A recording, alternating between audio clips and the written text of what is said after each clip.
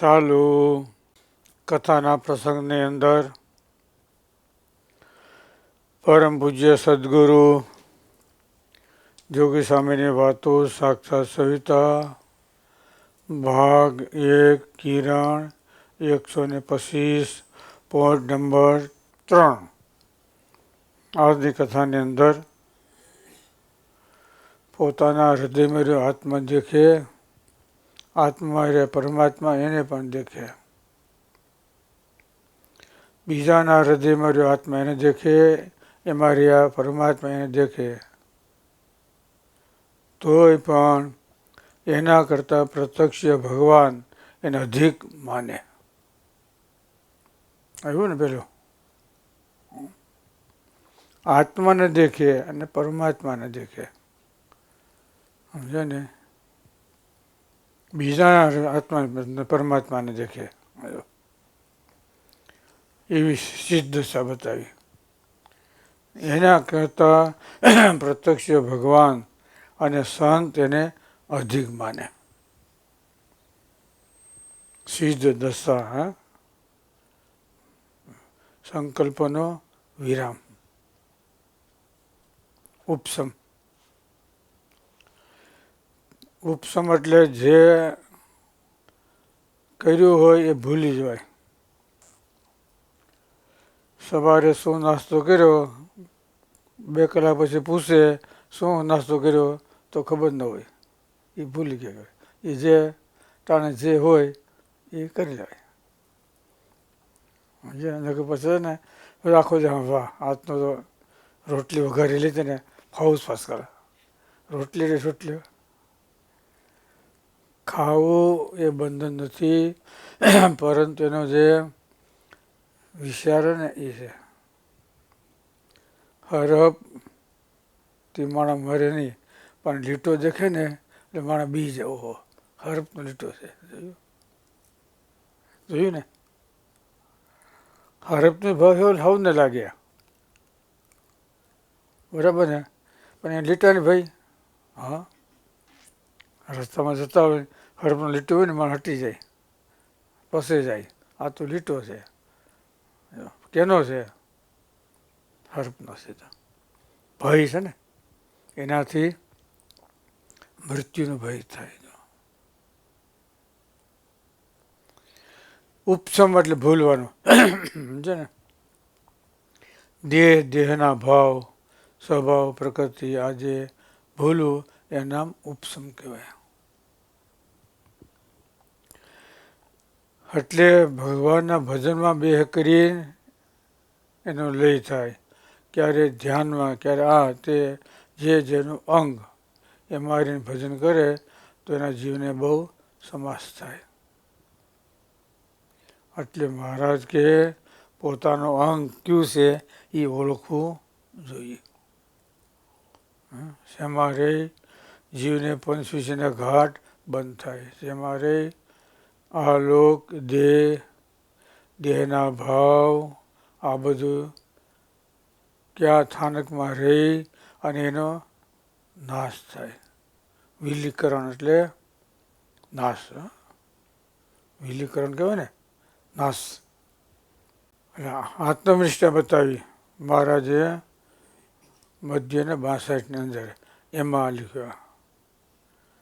આત્મા એમાં રહ્યા પરમાત્મા, બીજાના આત્મા એમાં રહ્યા પરમાત્મા, બેને દેખે. આટલી સિદ્ધતા. તોય પ્રત્યક્ષ ભગવાનને સંત એના કરતાં અધિક માનવા. ઓલી છે ઉપસમનો ઉત્સાહ છે અને ઓલો છે એ મોક્ષનો માર્ગ છે. ભગવાન સંત એને અધિક માનવા, એને સમજવા, એને ઓળખવા, એ એના કરતાં અધિક માર્ગ છે, ગહન છે. સ્વામી કે બધું ઓળખાય પણ સાધુ ન ઓળખાય. સાધુ ઓળખાઈ જાય ને તો 4 ઘાટે ટળી જાય. ભગવાનને સર્વોપરી સમજાય. એક સાધુ ઓળખવા, ભગવાનને સર્વોપરી સમજવા, ઉત્તમ ભોગમાં જે રાગ ટાળવો અને દેહ આત્મા જુદા સમજવા. એક સાધુ ઓળખાઈ જાય તો ભગવાન સ્વામિનારાયણ સર્વોપરી સમજાઈ જાય. ઉત્તમ ભોગમાંથી રાગ ટળી જાય, દેહ અને આત્મા એ બધા જુદા થઈ જાય. કેનાથી? હા, થેન્ક યુ. સાધુ ઓળખવાથી. એટલે સાધુ ઓળખવા બહુ કઠણ છે, સમજ્યા ને? હીરાની પરીક્ષા ઝવેરી થાય ને તો થાય, ઝવેરી વિના હીરાની પરીક્ષા ન થાય. એટલે મહારાજે ગઢડા મધ્યના સત્રમાં લખ્યું, ભગવાનનો ભક્ત થાય તો જ ભગવાનના ભક્તને ઓળખે.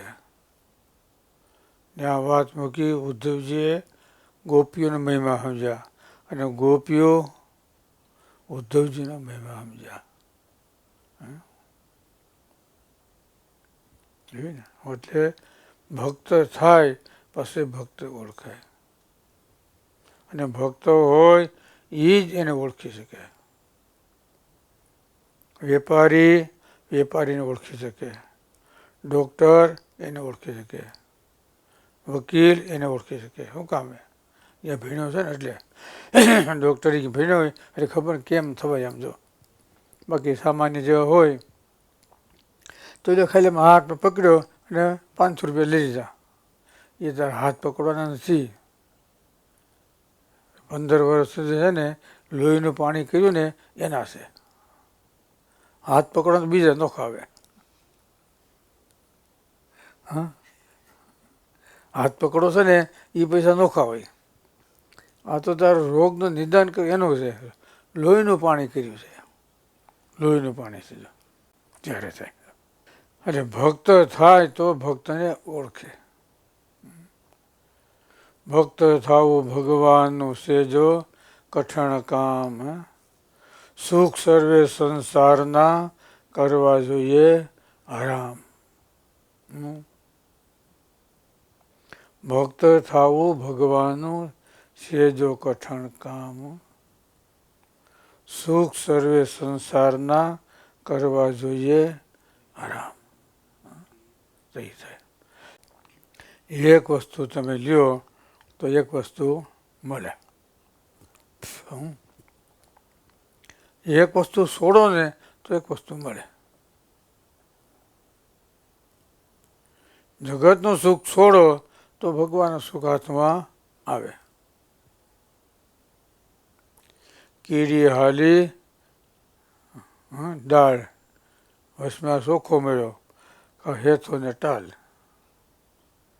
કા ભગવાન થાવ, ભક્ત થાવ, અને કા સંસારી બનો.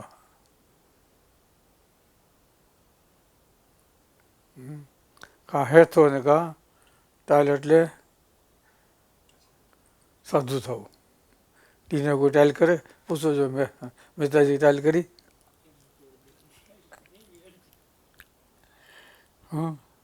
ટાઈલ પડી ગયો તો કરી નહીં. જોયું ને? હેથો એટલે વાળ રાખવા. કીડી હાલી ચોખ્ખો લઈ વચમાં આવી ડાળ, કા હેથો ને કા ટાઈલ. એટલે ભક્ત થવું ભગવાનનું સેજો કઠણ કામ.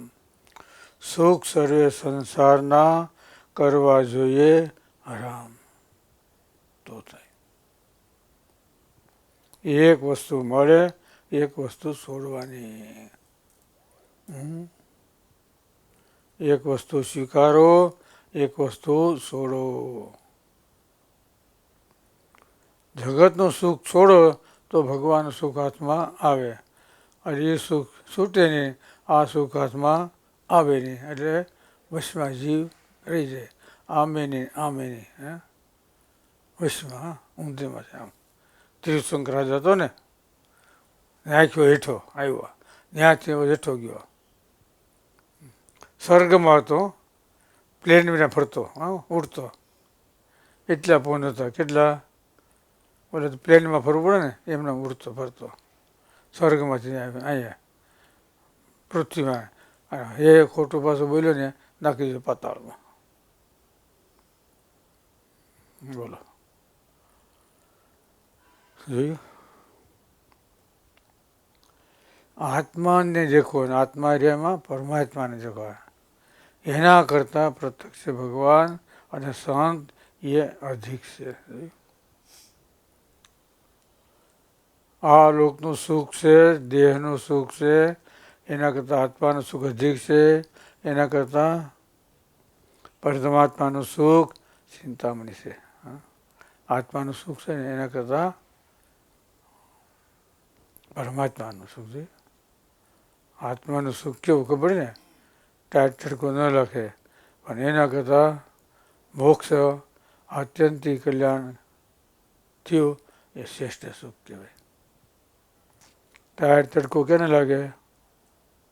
શરીરને કે જીવને? કેને લાગે?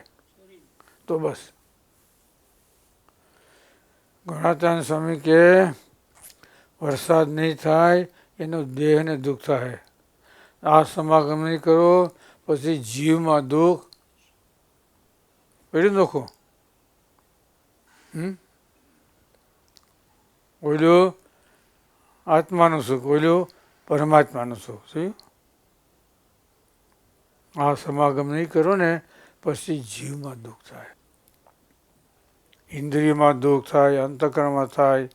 એના કરતાં જીવમાં છે ને ઊંચી કહેવાય એમ. અને એના કરતાં ભગવાન ભૂલાય અને પાછી વૃત્તિઓ રહે. બહુ ખોટ ગઈ. સુખીઓ સબ સંસાર ખાવે ને સુવે, દુખીઓ દાસ કબીર જબ જાગે તબ રૂવે.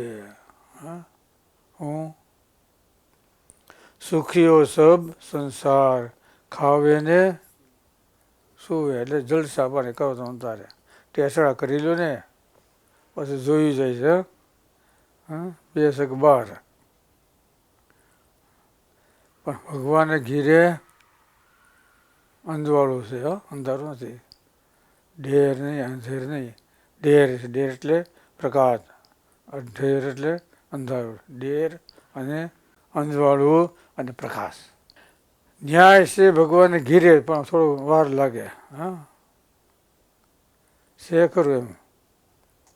ગણાતાન સ્વામી કે એક માળા ફેરવો તો એટલું સુખ મળે, બે માળા ફેરવો તો એટલું સુખ મળે, 5 માળા ફેરવો તો એટલું સુખ મળે.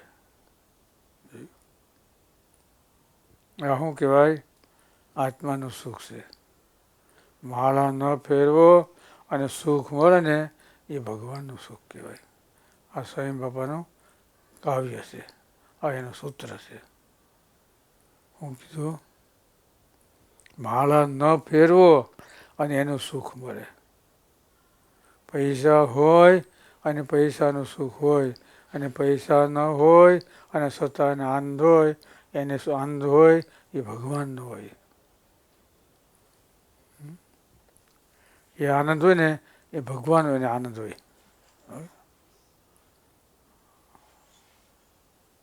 ભગવાનનો હોય. બોલો, ભગવાનનો આનંદ હોય. એટલે બધું વિભાગ પાડવાના. એમાં આત્માનું સુખ અને પરમાત્માનું સુખ બે નોખું છે. સમજે? ટાઢ તડકો, ભૂખ તરસ, માન અપમાન, સુખ દુઃખ, હર્ષ સુખ, હાણ વૃદ્ધિ, આ બધું છે ને. શબ્દ કુવાડીનો ઘા છે ને એ રૂજાય, પણ શબ્દનો ઘા છે ને એ ન રૂજાય.